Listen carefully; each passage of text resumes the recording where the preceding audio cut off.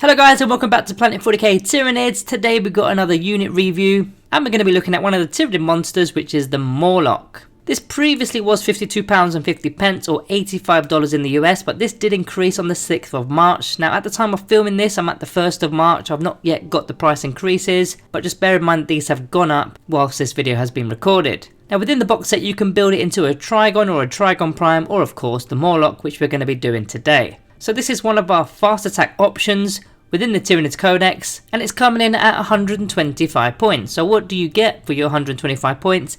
Let's go through the characteristics. So it does have a degrading stat line. Let's begin with the first bracket. It's got a movement of 10 inches, so pretty quick. Weapon skill and ballistic skill is a 3+, strength and toughness is 7, wounds 14, attacks 16, leadership 7 and a 3+ armor save. Now when it goes to its second tier within the bracket table, the movement as well as the weapon skill and ballistic skill will get reduced, and it will then happen a second time when you get below 3 wounds. But the main one here out of the 3 statistics that does get degraded is the weapon skill. You don't want that going down. Ballistic skill we don't really care about, and the movement, yeah, it's not the end of the world losing 2 inches for your Mawloc. So that is the statistics. Noticeably there, toughness 7 with 14 wounds is pretty resilient, and 16 attacks, yeah, we'll check out what that can do when we talk about the Wargear. But before we do get onto the Wargear, we first need to go onto the keywords of note here. It's a monster of course, and it's got the Burrower keyword which will interact with a stratagem. Again, we'll go over that later. We'll start with the Wargear. So the Mawloc is equipped with the Mawloc Scything Talons as well as the Toxin Spike. So what are the Mawloc Scything Talons? These are strength user, so that is strength 7, -1 AP and 1 damage. So you've got 16 attacks that you're hitting on a 3+ with, strength 7. This is going to be really good for light infantry models that are 1 wound. You're definitely going to be wounding them on at least a 3+, potentially even a 2+ if they've only got a toughness value of a 3. And -1 AP is all you need against those kind of models. If you're going up against more elite infantry, yes you will be still wounding on a 3+, but the AP and damage won't quite be enough. But you've still got 16 attacks I guess, you can still remove a few models that way. Then the other weapon that it's got is a Toxin Spike. It's a strength user, so strength 7 again, -3 AP, 2 damage. It's only 1 single attack, so you got your 16 attacks and you got the additional attack here to make 17. I'm not counting on it too much, it's just a nice extra bonus. Now as for some Wargear options, if you look right at the bottom of the screen here, you can replace that Toxin Spike with one of the following. So you can either take the Biostatic Rattle or the Pre-Concealed Pincer Tail. So let's first go through them. So the Rattle, at the start of the fight phase, select one enemy unit within engagement range of the bearer, you roll 3d6, and if the result is greater than the enemy's leadership, then until the end of the phase, each time one of that unit makes an attack, they cannot re-roll their hit rolls or re-roll their wound rolls. Now to be honest, I'd probably take that one over the Toxin Spike. Now the Toxin Spike is only 1 attack. I mean yes it is -3 AP and 2 damage, but the likelihood is you're not going up against those kind of targets that require 2 damage weapons because you already got 16 attacks with 1 damage. I'd rather not give the opponent's unit a chance to re-roll the hit rolls or the wound rolls. Now alternatively you can take the Pincer Tail, which gives you 1 single re-roll to hit and 1 single re-roll to wound. Not for me that one. You've got loads of attacks, only -1 AP, 1 damage, you don't need to really re-roll them. Not for me. I'd definitely go with the Rattle out of the 3 options here. Other options in the Wargear selections, you've got the option of taking Adrenal Glands, 10 points to add 1 to the movement characteristics and also more importantly 1 to the strength characteristics of the bearer. So you're moving 11 inches, which is okay, but also your strength now goes to strength 8 from strength 7, which is a magic number in this game of 40k because when you go up against toughness 4 units, you're wounding them on a 2+ rather than a 3+, which of course is much easier to wound them. Now that is 10 points, and the other option is the Toxin Sacs. This is also 10 points. The bearer gains the Toxin Sacs keyword, and whenever they make a melee attack, unmodified hit rolls of a 6 automatically wound the target. Now if I had leftover points, maybe I would take this one. But again, you've got that many attacks and the targeted unit that you should be going for are 1 wound models, so already you shouldn't be struggling to wound them anyway, but yeah, it can be quite handy. But how many 6s are you going to get with 16 attacks? 2, maybe 3 at best. I just don't think it's worth it. Now of course this will interact with a stratagem. Again, we'll go over that stratagem later in this video. So that's all the options in terms of the Wargear. What about the abilities? Let's start with the Death from Below ability, of course, so it can be deep striking, tunneling in more than 9 inches away from enemy models. But if you didn't want to use the Death from Below ability, it's also got the Terror from the Deep ability. So let's break into it because it's quite a long ability. Let's get stuck into it. So in your command phase, if any Mawloc models from your army are underground, i.e. you've opted to use the Death from Below ability with your Mawloc, you can select one of those models and select 1 point on the battlefield and place a Terror from the Deep marker on that point.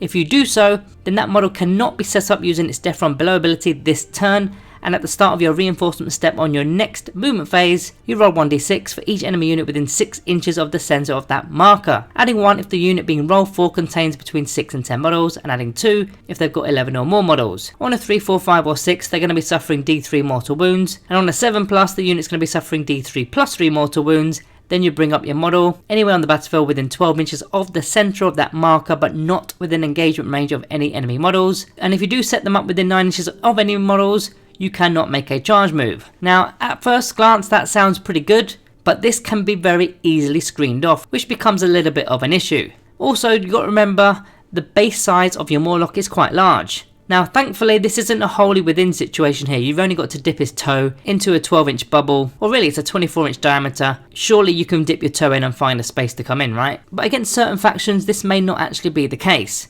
If you're going up against, say, Tau, for example, and you put this in their deployment zone and they completely screen it off, you're in a bit of trouble because you can now not deploy your Mawloc in your next reinforcement step, so it's therefore destroyed. Now, coming in with the mortal wounds, that is of course going to assist you with your entry. Maybe it does create a gap for you, but of course your opponent is going to be selecting which models are actually removed from the battlefild, so the likelihood is that gap will not form. Now, other abilities that relate to the Mawloc, you've got the Serpentine Coil, so it's a -1 to hit in melee, going to help with this resiliency in particular there, and the Distensible Jaws. Each time this model is selected to fight, select one enemy unit excluding vehicle units within engagement range of this model, roll 1d6, on a 2, 3, 4 or 5 the enemy unit suffers d3 mortal wounds, on a 6 they suffer 3 mortal wounds. If any models were destroyed as a result of these mortal wounds, then until the end of the turn, the unit will count as being below half strength for the purpose of combat attrition test. Now, the combat attrition test I'm not that bothered about. It only works with some factions. It's not that big of a deal, but the mortal wound outlay is actually pretty decent. So before he's even making his attacks with his actual Mawloc scything talons, he's actually going to be throwing out mortal wounds there.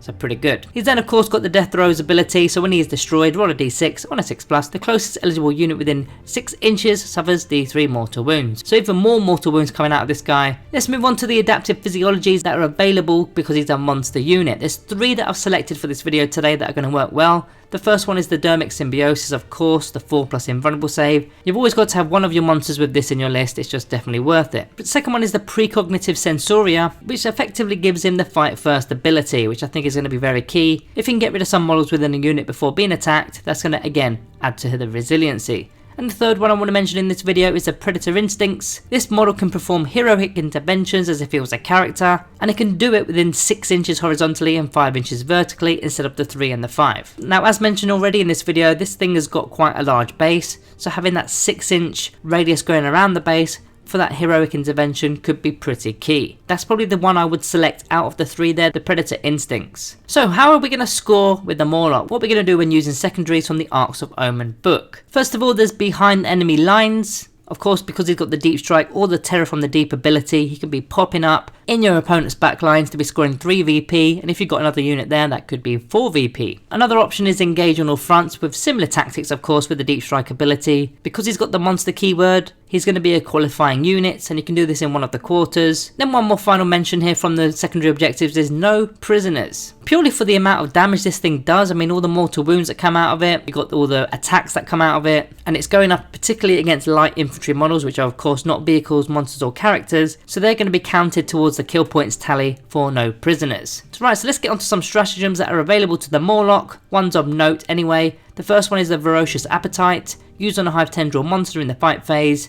They get to reroll their wound rolls. That's all of the wound rolls, not just the one. The second one, Indomitable Monstrosity for 1 command point, again used on a Hive Tendril monster in any phase this time. When they're selected as a target of an attack, unmodified wound rolls of a 1, 2, 3 will always fail irrespective of any abilities of the weapons or the models making the attacks may have. So virtually the Tyranid version of Transhuman Physiology, and it's on a monster unit. Next we've got Encircle the Prey, used on the Burrower's unit, and he's obviously got that keyword. You could pop him back into reinforcements, and then on your next movement phase you can basically re-deep strike anywhere on the battlefield more than 9 inches away from enemy models. Now, not as useful in incursion missions because the board size is already quite small, and your Mawloc is already moving at 10 inches, but in the larger 2k games, the Strike Force missions, this may be handy to get him across the battlefield. There's also one from the Gorgon Hive Fleet, which is a Hyper Toxicity for 1 command point. If he does take the Toxin Sacks, which if you remember from the Wargear section was 10 points, and you are using the Gorgon Hive Fleet, then unmodified hit rolls of a 5+ automatically wound the target rather than a 6+.